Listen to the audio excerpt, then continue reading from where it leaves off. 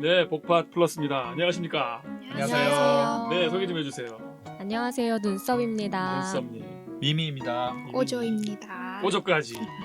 오늘도 꼬저가 나오셨습니다.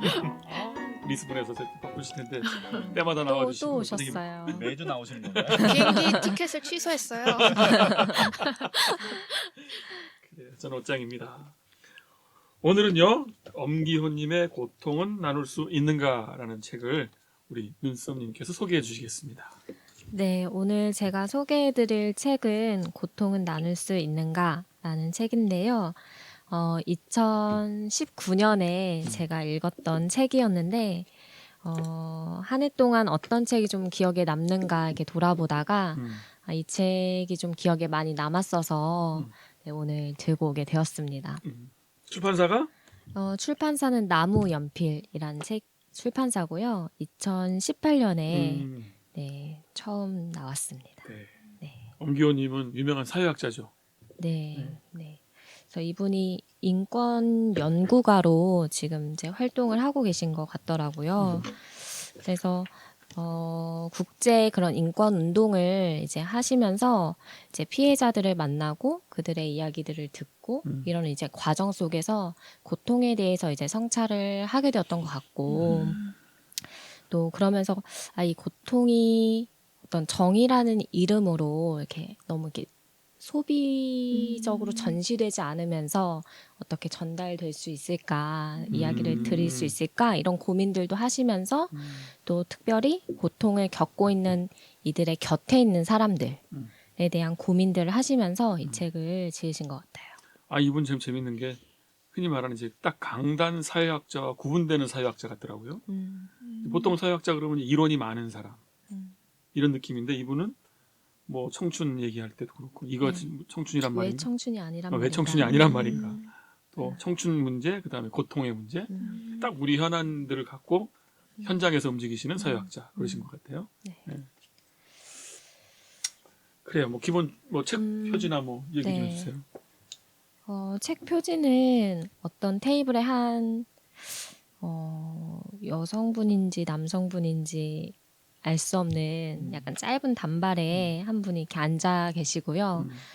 뭔가 깊이 숙고하고 계신 것 같기도 하고 어떤 이야기를 듣고 계신 것 같기도 하고 하지만 되게 신중한 어떤 표정으로 이렇게 앉아 있고요.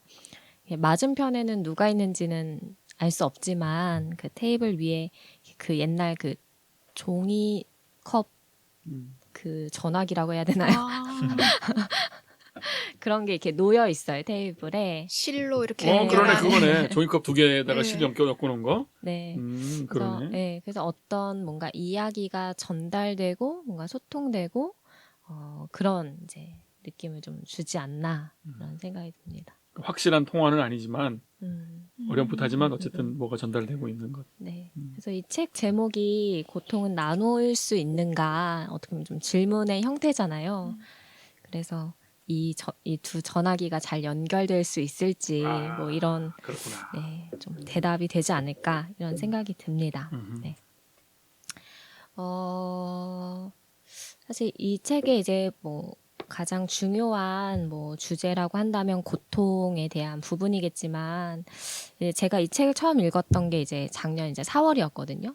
그래서 이제 4월에 이제 고통에 대해서 아픔에 대해서 기억해야 되는 어떤 날들이 참 많았는데 이제 그때와 맞물려서 이 책을 좀 읽게 되었던 것 같아요.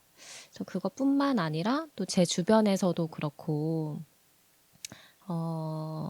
이제 굉장히 이제 극심하게 이제 고통스러워하는 친구들이 있었는데 이제 그 곁에서 나는 좀 어떻게 있어야 할까 이런 고민들이 이제 굉장히 많았던 차에 좀 이 책을 만나서 저도 같이 좀 공감하면서 읽기도 하고 좀 도움을 얻기도 하고 그랬었는데요. 1부에서는 이 책 1부에서는 고통을 겪고 있는 사람들에 대한 다양한 이야기들이 나와요. 제목으로는 고통의 지층들이라고 표현이 되어 있는데요. 그 고통에 이제 다양한 이제 뭐 결과 지층들이 있다는 거죠. 그래서 왜 하필 나일까? 갑작스런 어떤 뭐 병을 얻게 된다거나 맞아.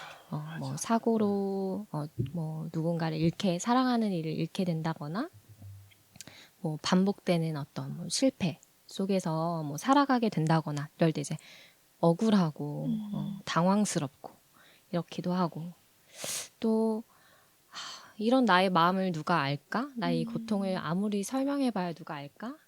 그래서 이제 그만 물어봤으면 좋겠고 아무도 찾아오지 않았으면 좋겠어 이런 마음도 있지만 또 정말 아무도 나에게 묻지 않고 아무도 나에게 다가오지 않으면 또 외롭고 또 슬프잖아요. 두 가지 마음이 동시에 있죠. 그쵸. 그런 이제 복잡한 나의 마음들. 근데 또 섣부르게 공감하면 더 짜증나. 그쵸. 네가 뭘 알아 이렇게. 자꾸 자기 경험담 얘기하면서. 맞아요. 맞아. 제가 그랬던 것 같기도 하고. 네. 그리고 뭐 이 고통이 정말 그러니까 이 고통을 통해서 뭐 사람이 뭐 누군가는 뭐 성장한다고도 하고 뭐 성숙해진다고도 하는데 의미가 없어 보이는 그런 이제 정말 이 고통을 통해서 어떤 의미가 있는 건가, 고통의 의미가 있는 건가, 무의미한 것 같은데 맞아요. 그런 뭐 허망함들도 있고 또 내가 내 고통이 이런 거야라고 이제 설명을 했는데 그 설명한 그 순간 너무 뭐랄까 아무것도 아닌 것 같은 그 느낌? 그러니까 내가 입 밖으로 꺼낸 그 문장보다 내 고통 훨씬 더 사실 무겁고 훨씬 더 그렇지. 복잡한 어떤 부분들이 있는데 그걸 입으로 꺼낸 순간 문장화한 순간 저게 다가 아닌데 네. 그렇지. 네. 별거 아닌 게 돼버리는 것 같은 마음들. 그래서 이제 그런 고통을 겪는 사람들에 대한 겪고 있는 사람들의 이야기들이 이제 일부에서는 나오고 그 사람들이 경험한 어떤 감정들이나 또 고민들 또 단순하지 않은 여러 개의 지층들을 일부에서 이야기하고 있어요. 이부는 고통의 사회학이라고 되어 있는데요. 그래서 특별히 이제 제가 주목해서 봤던 것은 이 고통을 겪고 있는 이들의 곁에는 신중한 언어가 필요한데 그 신중한 언어가 사라지고 있다라는 이야기였던 것 같아요. 그래서 예전에는 뭔가 나의 고통을 이야기하거나 나의 아픔을 이야기한다는 게 좀 나약해 보이고 뭔가 감추어야 할 것 같고 그래서 이제 많이 감추어져 있다면 이제 최근에는 많은 사람들이 뭐 자신의 고통이나 아픔에 대해서도 많이 이야기하고 더 드러나고 이렇게 증가하고 있는 것 같은데 반면에 거기에 대한 어떤 반응이나 대답으로서는 조금 더 뭐 상투적이라고 해야 되나요? 이렇게 뭔가 여기서는 이제 마치 자판기에서 꺼낸 것 같은 납작한 말들이 대신 들어서고 있다 이렇게 이야기를 하는데 이 부분을 읽으면서 사실 저는 이제 저희 이제 기독교 세계가 많이 생각이 났던 것 같아요.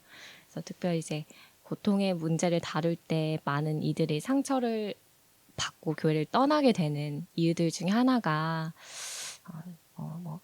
뭐 하나님이 뭐 이걸 통해서 너에게 뭐 하시려는 말이 있을 거야 뭐 이런 이야기다든지 아니면 뭐 하나님 치시는 거다 뭐 이런 이야기다든지 아니면 뭐 저도 이제 그런 이야기를 많이 했는데 내가 겪었던 어떤 이야기들 고통이 이제 극복 대상일 뿐이니까 고통 자체로 의미를 못 발견하니까 막 의미를 부여할 수밖에 없고 그러면 이제 당사자는 더 한없이 소외되고 아마 그럴 것 같아요. 네. 그래서 그럼 도대체 어떻게 해야 되냐 어떻게 해야 될까 우리는 고통을 겪고 있는 사람들 곁에서 이제 어떻게 있어야 될까 이런 것들이 이제 저에게도 의문이기도 했고 결국 그럼 고통은 그 고통 당하는 사람의 그냥 홀로의 몫인가 그리고 나는 그 곁에 그냥 아무 말 없이 이렇게 그냥 들어주는 존재로서만 있으면 되는 걸까 근데 어떻게 그런 경험들이 있으신지는 모르겠지만 이게 참 이렇게 무력해지기도 하거든요. 그러니까 오랫동안 이제 그 고통에 내가 공감할 수 없고 이해할 수 없다는 게 너무 당연한 건데, 네.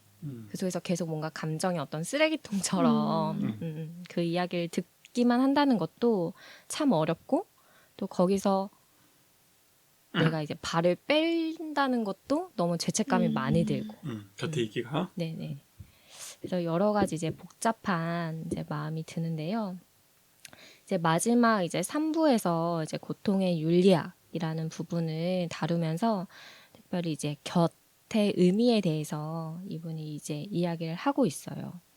그래서 우리는 어떻게 그 고통을 겪는 사람들의 그 곁에 있을 수 있을까 이런 이야기들을 하면서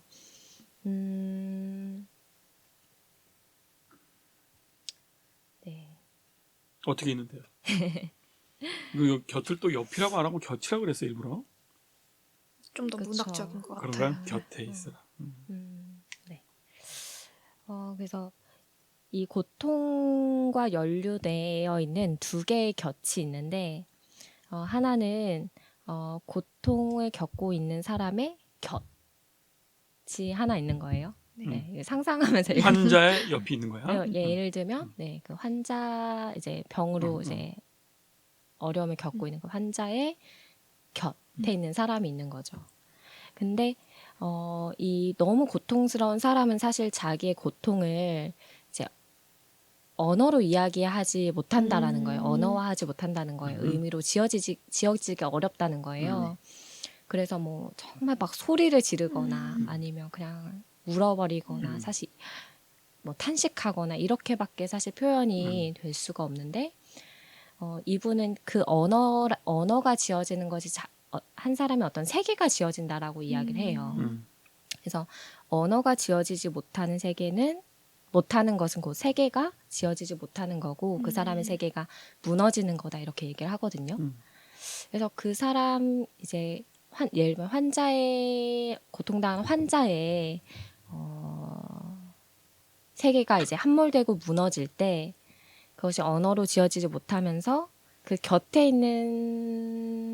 지키는 사람의 세계도 같이 무너질 수 있고 같이 함몰될 수 있다라는 거예요. 또 다른 이제 고통이 이제 이어지게 되는 거죠. 언어를 못 받아내니까. 언어가 네, 없으니까. 네.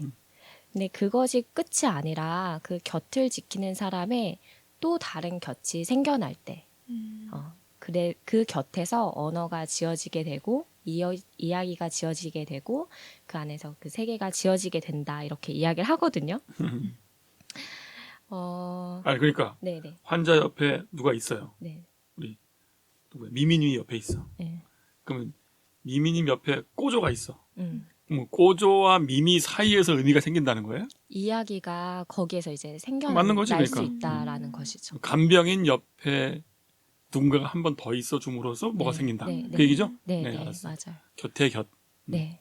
그래서 미미님 혼자로는 이제 그 고통이 나눠지기가 굉장히 어렵고 그 곁에 한 번 더 그 곁이 있을 때 그게 구축되어 있을 때 붕괴되지 않을 수 있다, 무너지지 않을 수 있다 이런 얘기를 하고 있어요. 사회적 유대 뭐 이런 걸로 글쎄 발전되나요? 간병인의 연대 같은데 복수의 간병인. 간병인을 돕는 또 누군가. 혹은 그쵸, 헬퍼의 헬퍼. 근데 헬퍼의 또 헬퍼. 이제 꼬조 옆에 또 옷장이 있어야 돼. 안 그러면 또 우리 그 또 사이가 무너져. 연쇄적으로 복수적으로 복수적 관계로 있어줄 때만이 겨우 고통의 진원지에 있는 문제를 지탱할 수 있다 이런 얘기 같은데. 맞아요. 그래서 인간은 복수적인 존재다 이런 얘기를 하고, 그러니까 홀로 있을 수 있는 존재가 아니고 복수로 있는 존재인데, 그래서 네, 그러네. 네, 조금 알겠다 그러니까 곁에 곁이라는 게 무슨 말인지. 네. 듣고 나니까 고통의 자리가 블랙홀 같아요. 블랙홀 자리야. 무슨 뭐 설명이 나오지도 못하고. 그쵸. 네. 난처한 자리잖아. 설명하기도 힘들고. 네. 있긴 있고. 네. 저는 그게 좀 약간 딴 얘기이긴 한데 방금 블랙홀 얘기하니까 좀 생각난 건데 고통에 대해서 생각하면 저는 그런 좀 의문이 들어요. 고통에는 위계가 있을까? 아니면 모든 고통은 개별적인가? 똑같은가? 혹은 약간 구별하기도 어렵고. 위계가 있는가? 누가 더 세냐 이런 거? 그렇죠. 누가 덜하고. 예를 들어 뭐 병으로 따지면 암 환자 앞에서 내가 어젯밤에 심하게 체해서 밤새 토하고 그런 사람은 그 사람의 덜한가? 고통도 개별적으로 뭐 할 수 있는데 그러니까 그런 고통 사이의 위계로 우리가 나눌 수 있을지 아니면 세상의 모든 사람한테 모든 고통은 다 개별적이고 독특한 거니까 다 그럼 고유한 그대로 것이고. 다 고유한 것으로 그대로 음. 인정해줘야 될지 아니면 음. 지금 왠지 지금 눈선님이 고통의 얘기한- 10, 고통의 8, 7 이렇게. 눈선님이 얘기하는 그 고통은 정말 말할 수 없는 말할 수 없는 그런 고통만 블랙홀적 얘기하는 것 같은데, 고통이야, 이거는. 블랙홀적인 고통만 얘기하는 것 같은데 그래요? 다룰 때 이 그런 게 사례들이 좀 센 궁금하긴 얘기들이에요. 해요.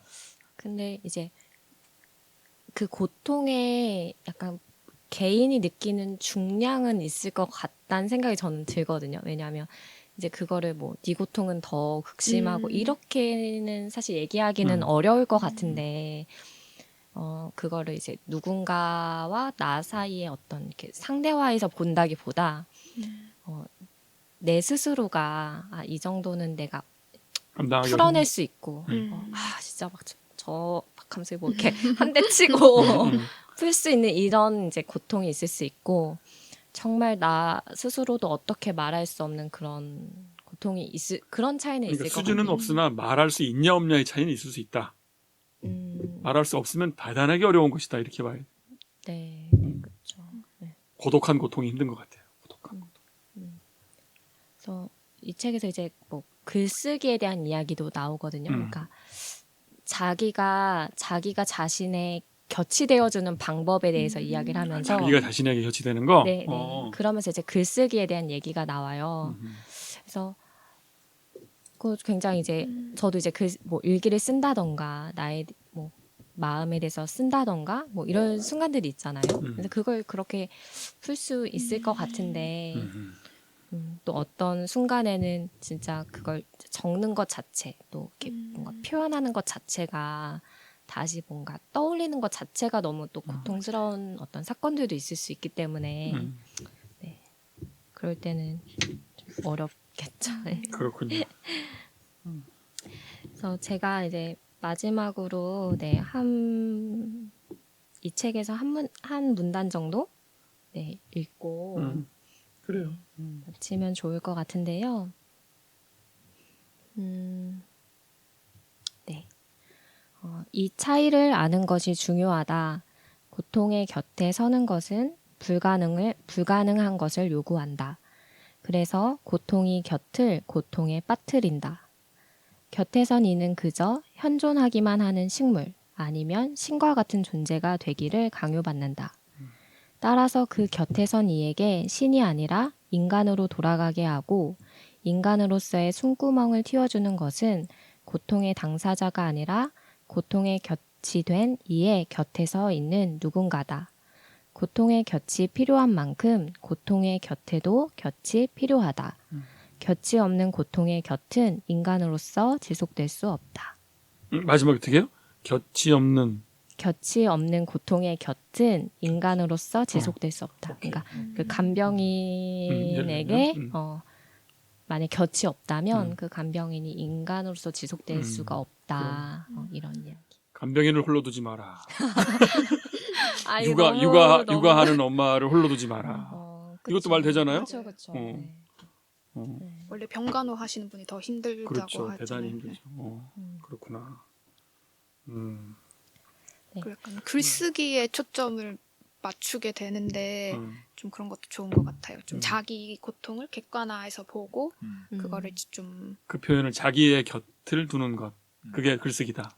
네, 자기가 자기의 곁이 되는 거. 자기가 자기의 곁이 되는 것이 글쓰기다. 그것도 좋은 말이네. 고통이야. 그래서 이 제목이 고통은 나눌 수 있는가라고 했을 때 답은 네, 나눌 수 있다 없다. 있다는 것이죠. 그래서 저에겐 좀 이 책이 되게 위로였고 희망이었던 것 같아요. 그래서 결국은 그 사람의 몫으로 그냥 고통이 끝나고 우리 모두가 고통은 이해할 수 없고 연결될 수 없다라고 한다면 굉장히 힘들었을 것 같은데 그렇지 않고 우리에게 고통의 곁과 또 그 곁이 지어지는 이야기를 해줘서 저에게는 좀 많이 위로가 됐던 것 같아요. 그 제목도 되게 중의적인 것 같아요. 나누다가 이렇게 뭐 쉐어하다, 나눠 갖다 이런 뜻도 되고 대화하다, 뭐 소통하다 이런 의미도 되니까. 저는 고통이란 말이 쭉 듣다 보니까 여기서는 고통은 고독이다 그러는 것 같이 느껴졌어요.